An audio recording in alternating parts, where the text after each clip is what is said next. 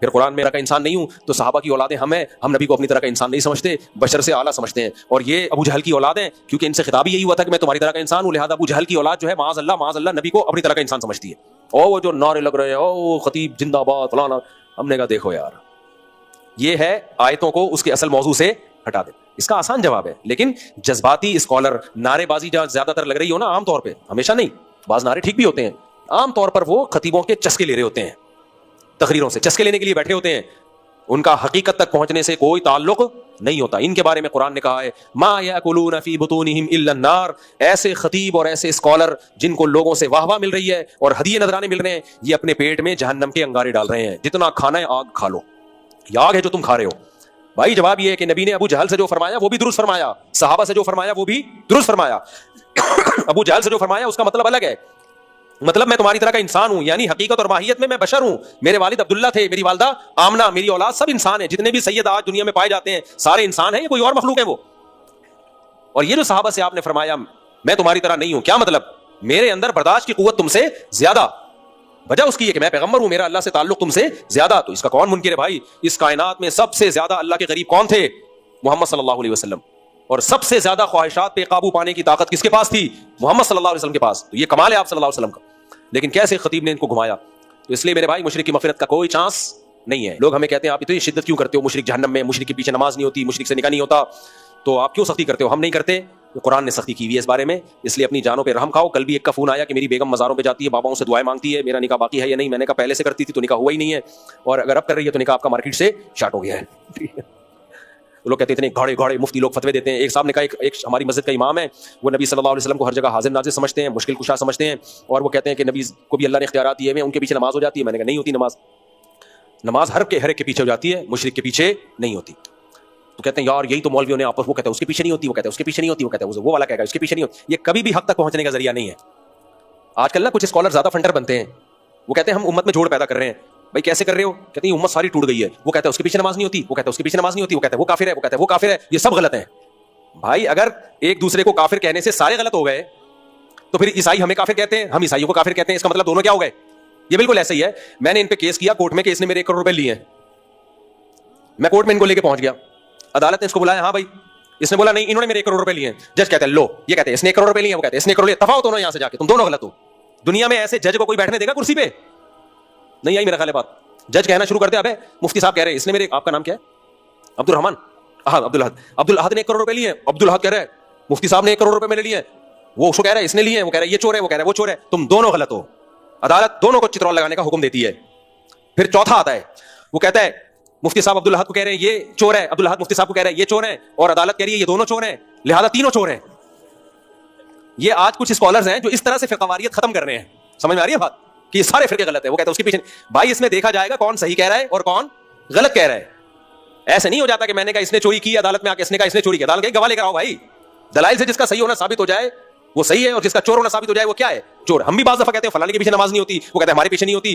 لوگ کہتے ہیں سیکولر لبرل لوگ کہتے ہیں, اور کچھ اسکالر کہتے ہیں دونوں ہی غلط ہیں. دیکھو ایک دوسرے کے پیچھے نماز نہیں پڑھتے. تو بھائی ایک دوسرے کے پیچھے اگر کوئی نماز نہیں پڑھ رہا تو اس کی اگر معقول ریزن شریعت سے دیکھی جائے گی, پھر فیصلہ کیا جائے گا اس میں صحیح کون ہے اور غلط کون ہے. تو شریعت سے اگر آپ فیصلہ, تو قرآن نے کہا ہے فلا وربک لا یؤمنون حتی یحکموک فیما شجر بینہم, جب بھی ان میں اختلاف ہوگا تو شریعت سے فیصلہ کروایا جائے گا. جس کو شریعت صحیح کہے گی اس کو صحیح کہا جائے گا, جس کو شریعت غلط کہے گی اس کو غلط. یہ نہیں کہا جائے گا کیونکہ دونوں ایک دوسرے کے پیچھے نماز نہیں پڑھتے لہذا دونوں غلط ہیں, یا دونوں ایک دوسرے کو کافر کہتے ہیں لہذا دونوں کیا ہیں؟ غلط ہیں. آج کل یہ منجن چل رہا ہے مارکیٹ میں, وہ کہہ رہے ہیں یہ غلط ہے, وہ کہہ رہے ہیں یہ غلط ہے, یہ دونوں ہی غلط ہیں. تو اس لیے ہم اتنے براڈ مائنڈڈ نہیں بنتے کہ امت میں جوڑ پیدا کرنے کے لیے مشرک کے پیچھے بھی نماز کی اجازت دے دیں. اتنے براڈ مائنڈڈ ہمارا اپنا مذہب ہوتا تو ہم اجازت دے دیتے. ہمارا تھوڑی ہے بھائی, یہ دین کس کا ہے؟ اللہ کا ہے. تو میں اس جوڑ کا قائل نہیں ہوں کہ آپ جوڑ پیدا کرنے کی شرعی حدود ہی توڑ دیں. ایک باؤنڈری اللہ اس کے رسول نے کھینچی ہے, اس باؤنڈری کو جوڑ پیدا کرنے کے لیے کراس کرنے کی اجازت نہیں ہے. ہاں جوڑ اس طرح سے پیدا ضرور ہو سکتا ہے کہ ایک دوسرے کے خلاف نفرت انگیز تقریریں نہ کریں. آپ اپنا عقیدہ 2 اور 2 4 کی طرح بیان کر دیں, جس نے ماننا ہے مان لے, نہیں ماننا ہے نہ مانے. اب ہم یہ نہیں کرتے کہ جو شرک کر رہا ہے جا کے بندوق پکڑ کے اس کو توحید کرانا شروع کر دیں. ہم سمجھ رہے ہو, یہ نہیں ہم کرتے بھائی. ٹھیک ہے, جس کو نہیں سمجھ میں آ رہا وہ جو جیسے سمجھ میں آ رہا ہے ویسے کر لے. کیا فیصلہ کون کرے گا قیامت کے دن؟ اللہ تعالیٰ کر لے گا. ہندو بھی تو ہزاروں بتوں کی پوجا کرتے ہیں. کبھی ہم نے کسی ہندو کے سر پہ کھڑے کو بولا بھائی کیوں کر رہا ہے تو پوجا؟ ہم اس کو بتا دیں گے بھائی اللہ آخرت میں تم سے پوچھے گا, اور وہ بھی جب بتائیں گے جب وہ ہم سے پوچھ بھی نہیں رہا تو پھر ہم بتائیں گے بھی نہیں اس کو. ابھی کیا ہوا, پھر ملاوی میں غیر مسلم آیا مسلمان ہونے کے لیے نا, تو میں نے, مجھے اس کی زبان نہیں آتی تھی, تو میں نے ایک ساتھی کے ذمہ لگایا کہ ان کو سمجھاؤ عقیدہ توحید کیا, مسلمان ہونا چاہتے ہیں, اسلام کے ایکسپلین کرو. انہوں نے جو ایکسپلینیشن کی, پورا حاجی الوہاب صاحب کا بیان شروع کر دیا. ہماری آنکھ اللہ کے حکم سے دیکھتی ہے, ہمارے کان اللہ کے حکم سے سنتے ہیں, ہم دیکھ چکتے زبان سے, لیکن کس کا ارادہ ہوتا ہے. میں نے کہا بھائی بس کر دے یار, سیدھا سیدھا اس کو موٹا موٹا عقیدہ توحید بتا دے.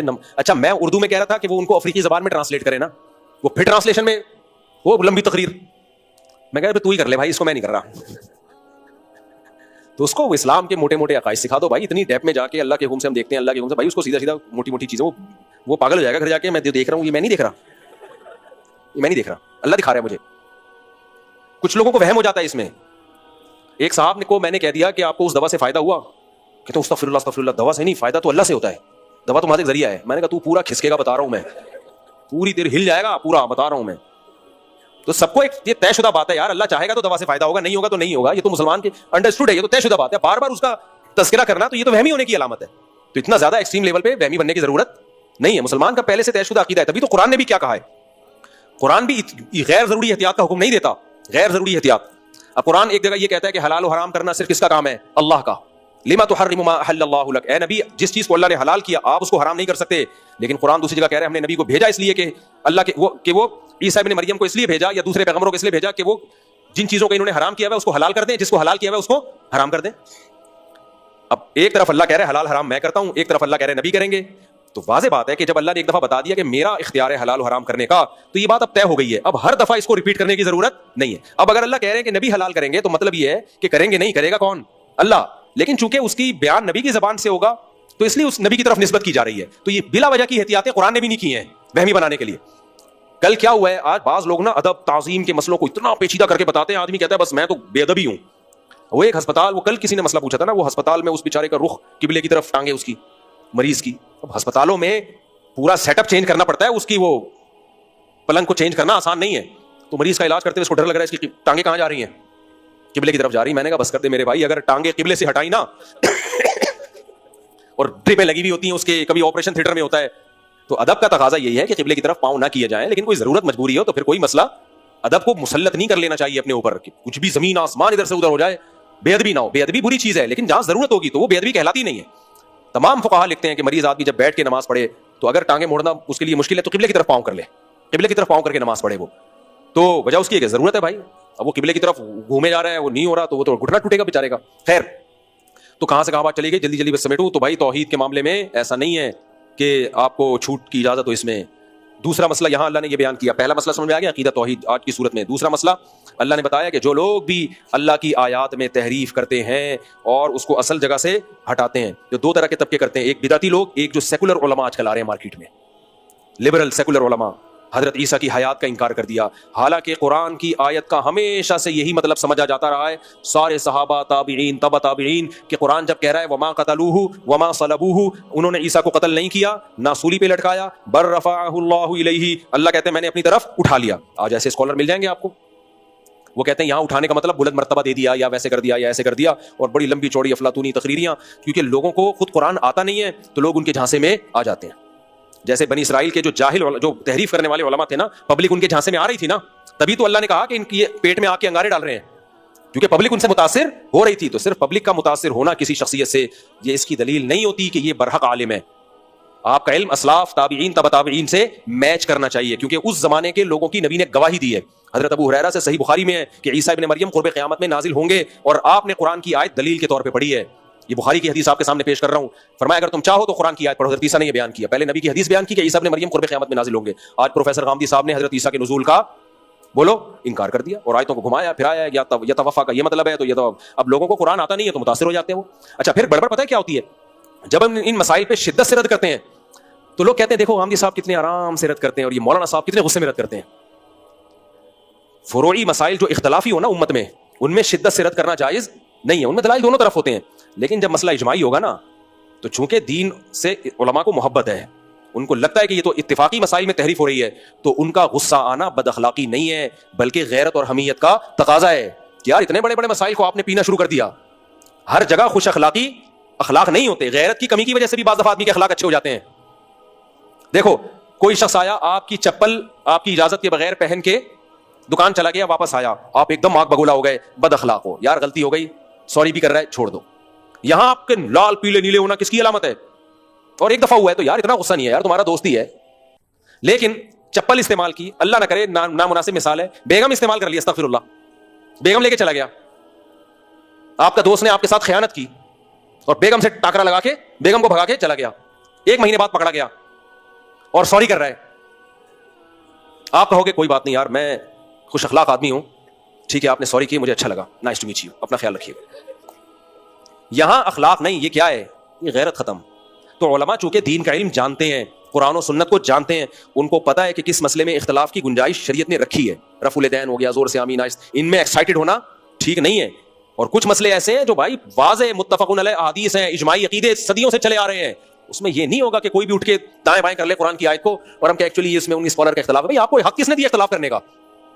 آپ کو کس نے، آپ ہوتے کون ہو اختلاف؟ 15ویں صدی میں آپ پیدا ہو رہے ہو، ساری زندگی آپ کی یونیورسٹیوں میں مختلف ٹاپک پڑھاتے ہوئے گزری، چند کتابیں آپ نے پڑھ کے آپ اسکالر بن گئے، اور آپ ابو حنیفہ کا مقابلہ کر رہے ہو، امام شافعی کا مقابلہ کر رہے ہو، امام احمد کا مقابلہ کر رہے ہو، امام مالک کا مقابلہ کر رہے ہو، امام بخاری کا مقابلہ کر رہے ہو، امام مسلم کا مقابلہ کر رہے ہو، ابن تیمیہ کا مقابلہ کر رہے ہو، بڑے بڑے محدثین، عبداللہ بن مسعود آپ کے مقابلے میں، ابو ہریرہ آپ کے مقابلے میں، اور آپ دلیل کیا دیتے ہو؟ میں صرف پیغمبر کی بات کو مانتا ہوں، باقی کسی کو نہیں مانتا. اس کا مطلب یہ سارے کس کا کلمہ پڑھتے تھے پھر یہ، اور پیغمبر کی بھی نہیں مان رہے ہوتے، اصل میں وہ بھی اپنی طرف سے تشریح کر رہے ہوتے ہیں. تو اس لیے ایسے موقع پہ کسی عالم کا جذباتی ہو جانا یہ بد اخلاقی نہیں ہے، بلکہ یہ کیا ہے؟ غیرت. میں آپ کو ایک بخاری سے ایک مثال دیتا ہوں، غالباً ابو مسعود انصاری تھے یا عبداللہ بن مسعود تھے، ان کے سامنے کسی نے بتایا کہ موسیٰ علیہ السلام جو جس کا قرآن میں تذکرہ ہے نا، جو خضر علیہ السلام کے پاس گئے تھے، یہ وہ والے موسیٰ نہیں تھے جو بنی اسرائیل کے تھے، یہ کوئی اور موسیٰ تھے. تو پتہ ہے حضرت عبداللہ بن مسعود نے جواب کیا دیا؟ کذب عدو اللہ، اللہ کے دشمن نے جھوٹ بولا ہے. وہاں بھی کہہ سکتے ہیں بھائی ایک آدمی نے دوسری تفسیر کی آیت کی، تو ایکچولی آپ اعتدال سے بھی تو اس اختلاف کو بیان کر سکتے ہیں، کہہ سکتے تھے نا؟ نہیں آئی بات میرا خیال ہے. لیکن وہاں ابو مسعود تھے یا عبداللہ بن مسعود تھے، غضبناک ہو گئے. کیوں بھائی؟ اتنی واضح آیت ہے، موسیٰ علیہ السلام، قرآن میں جگہ جگہ موسیٰ، جگہ جگہ موسیٰ، اور بخاری کی حدیث پھر انہوں نے پیش کی کہ نبی نے پورا یہ واقعہ بیان کیا ہے، تو بغیر دلیل کے آپ نے اس موسیٰ سے کوئی اور موسیٰ مراد لے لیا. تو کتنا غصہ آیا، کیا فرمایا؟ کذب عدو اللہ، اللہ کے دشمن نے جھوٹ بولا ہے. حالانکہ وہ تھے مسلمان جنہوں نے یہ بولا تھا، بغیر دلیل کے اتنی بڑی بات قرآن کی طرف کیوں منسوب کر دی؟ اس پہ غصہ آیا اور کیا کہا؟ کذب عدو اللہ، اللہ کے دشمن نے جھوٹ بولا ہے. کتنے سخت الفاظ. تو آپ کیا کہو گے؟ عبداللہ بن مسعود بد اخلاق تھے معاذ اللہ، یا ابو مسعود انصاری تھے؟ عبداللہ بن مسعود میرے ذہن سے نکل گیا، یہ صحابی بد اخلاق تھے معاذ اللہ. غیرت. بھائی اس طرح سے ہم لوگوں کو تفسیریں کرنے دے دیں کہ کچھ بھی اڑا کے کہیں لگا دو، تو اس پہ تھوڑا ریئیکشن، مضبوط ریئیکشن کرنا پڑتا ہے. اس طرح جو پروفیسر غامدی صاحب اتنے میٹھے بن کے بیڑا ہی غرق کر دیا نا مسائل کا، سود، خالصتاً سود کو بھی حلال قرار دیا ہے، خالصتاً سود کو. ایک تقریر میں ان کی سن رہا تھا کہ کرنسی اور کرنسی کے بدلے میں جب آپ دیتے ہیں نا، اس کی ایک قسم ایسی جو 100% متفقون علیہ سود ہے، اس کے جواز کا ایک لاجک پیش کر کے فتویٰ دے دیا. خیر، تو حضرت عیسیٰ کی حیات کا انکار کر دیا وغیرہ وغیرہ. تو یہ وہ تحریف ہے میرے بھائی جس پہ بہت سخت سزا ملنے کا خطرہ ہے. رمضان کا روزہ اسلام کا رکن ہے. یہ جو ہم رمضان کے روزے رکھتے ہیں یہ ارکان اسلام میں سے ہے، اس کے بغیر اسلام کمپلیٹ نہیں ہوتا. اللہ نے 2 لوگوں کو اجازت دے دی، 2 لوگوں کو روزہ چھوڑنے کی، مریض اور مسافر. غامدی صاحب نے فتویٰ دے دیا کہ کل اگر آپ کا امتحان ہے اور آپ ٹینشن میں ہیں تو آپ روزہ چھوڑ سکتے ہیں. آپ کہاں سے نکالا آپ نے؟ اسلامی ارکان بھی آپ نے نہیں بچائے بھائی. اس کی باؤنڈری کیا ہے؟ ایک آدمی کا کل پیپر ہے، ایک آدمی کی کل شادی ہے. ٹینشن کا معیار کیا ہے آپ کے پاس؟ کل ہو سکتا ہے وہ آج اس کو کرسیاں لگانی ہو، تمبو لگانا ہو، بہت بزی ہو، وہ نہیں روزہ رکھ سکے. وہ تو کون سا تھرمامیٹر ہے جس کو لے کے آپ یہ فیصلہ کرو گے؟ ہو سکتا ہے جس کی کل شادی ہو وہ زیادہ ٹینشن میں ہو، امتحان ہو وہ زیادہ ٹینشن میں نہیں ہو. وہ تھرمامیٹر کیا ہے، معیار کیا ہے جسے دیکھ کے آپ یہ فیصلہ کرو گے کہ اس کو کم ٹینشن ہے، اس کو زیادہ ٹینشن؟ ایک آدمی مزدور ہے، کل اس نے تعمیری کام کرنا ہے، مزدوروں کے لیے بھی روزہ چھوڑنا حلال ہو گیا. مجھے بتاؤ امتحان والے کو ٹینشن زیادہ ہوتی ہے یا جس نے گرمی میں گڑھا کھودنا ہو؟ فقہا نے تو مسئلہ بیان کر دیا چاروں اماموں کے نزدیک، صرف مسافر مریض روزہ چھوڑ سکتا ہے، قرآن نے اجازت دی. نہ مزدور چھوڑ سکتا ہے، کیونکہ ٹینشنوں کی تو پھر مختلف قسمیں ہیں. کس ٹینشن کو کس ٹینشن پہ قیاس کرو گے؟ کل آج آپ نے فتویٰ دیا کہ صرف جس کا پیپر ہے وہ روزہ چھوڑ سکتا ہے. کل کوئی اٹھے گا بولے گا بھائی میرے ابا کو کل ہارٹ اٹیک ہوا ہے، میں بھی روزہ چھوڑ سکتا ہوں. بیمار وہ ہیں لیکن ٹینشن کس نے اٹھانی ہے؟ میں نے اٹھانی، لہٰذا میں روزہ چھوڑ سکتا ہوں. تو بیسی کوئی حد آگے بیڑا غرق ہو جائے گا اسلام کا. تو اسلامی رکن ہے روزہ. اسلام کے احکام آسان ہیں، لچکدار نہیں ہے، اس میں اپنی طرف سے ایڈیشن نہیں ہو سکتی. تو یہ ہے وہ قرآن نے جو بیان کیا کہ یہود و نصارہ نے یہ کام کیا تھا، جس کا نتیجہ کیا نکلا؟ دین کا بیڑا غرق. آج دیکھو یہود و نصارہ کے پاس ککھ بھی نہیں بچا ہے، کچھ بچا ہی نہیں ہے. ہمارے پاس پورا 300-1400 سال سے. کیوں؟ فقہائے کرام نے اس کو کتابوں میں مدون کر دیا صدیوں پہلے، تاکہ اپنی طرف سے کوئی قرآن و سنت کی تشریح نہ کرے. لوگ کریں تو کتاب میں تلاش کریں، کتاب میں تلاش کریں کہ قدیم فقہا نے لکھا ہے کہ نہیں لکھا. جو ان قدیم فقہا سے ہٹے گا دین میں تحریف کا ذریعہ بن جائے گا. اسی سے یہ بھی ثابت ہو گیا کہ ابھی جو ایک مولانا صاحب کا کلپ آیا ہے کہ یہ لوگ کہتے ہیں شب برات کا حلوہ کتاب میں دکھاؤ. ہم کہتے ہیں نا قدیم فقہا نے کوئی لکھا ہے قرآن و سنت سے اخذ کیا ہو، تو کہتے ہیں حلوہ کتاب میں نہیں ہوتا، حلوہ پلیٹ میں ہوتا ہے. کہہ رہے تم کتاب میں تلاش کرو، ہم پلیٹ میں تلاش کر رہے ہیں. تم کھاؤ کتاب سے، نہیں ملے گا تھک جاؤ گے، ہم کھائیں گے کس سے؟ وہ کہہ رہے یہ عجیب لوگ ہیں، کہتے ہیں کہ شب برات کا حلوہ کتاب میں دکھاؤ. کتاب میں تھوڑی ہے حلوہ، کہاں ملے گا؟ پلیٹ میں ملے گا. تو یہ بھی بہت اہم آیت تھی. آج سارا وقت اسی پہ لگ گیا کہ اللہ نے یہودیوں کی اور نصارہ کی دو باتیں بیان کی ہیں. دو جگہ یہ اس آیت آئی ہے. جو ان آیتوں کو چھپاتے ہیں یا غلط تشریح کرتے ہیں، اللہ نے فرمایا اولئک یلعنہم اللہ، ان پر اللہ کی بھی لعنت اور لعنت کرنے والوں کی بھی ان پر لعنت. حقیقت یہ ہے کہ لعنت کرنے کا ہی دل کرتا ہے ایسے لوگوں پہ جو ایسی تحریفات کر رہے ہوتے ہیں. لعنت کرنے کا دل کرتا ہے ان لوگوں کے اوپر. تو ایسی تحریفات سے اللہ ہمیں بچائے. تو آج وقت کافی زیادہ ہو گیا، پہلا دن تھا، تو کل سے ہم انشاءاللہ پھر فوکس کریں گے تفسیر کو، چونکہ یہ توحید ہے نا، توحید اس کو تھوڑا سا ایکسپلین کرنا تھوڑا ضروری تھا. ایاک نعبد و ایاک نستعین، تو دیکھو ہم جب اسکول پڑھتے تھے سینٹرل آئیڈیا کیا ہے اس کا، کہتے تھے نا کوئی ٹاپک ہے، مضمون ہے، اس کا سینٹرل آئیڈیا کیا ہے. اگر آپ کو سینٹرل آئیڈیا ہی سمجھ میں نہیں آیا تو کوئی فائدہ نہیں ہے. تو اس سینٹرل آئیڈیا کے گرد پورا ٹاپک مضمون گھومتا ہے. تو قرآن کا بھی ایک سینٹرل آئیڈیا ہے، پورا قرآن اسی کے گرد گھومتا ہے. وہ سینٹرل آئیڈیا ہی یہی ہے، ایاک نعبد و ایاک نستعین. اس میں ہم دو قوموں سے بچ جاتے ہیں، ایک خدا کے انکار کرنے والوں سے بھی کہ ہم انکار کرنے والوں میں نہیں ہیں، اور ہم مشرکین میں سے بھی نہیں ہیں.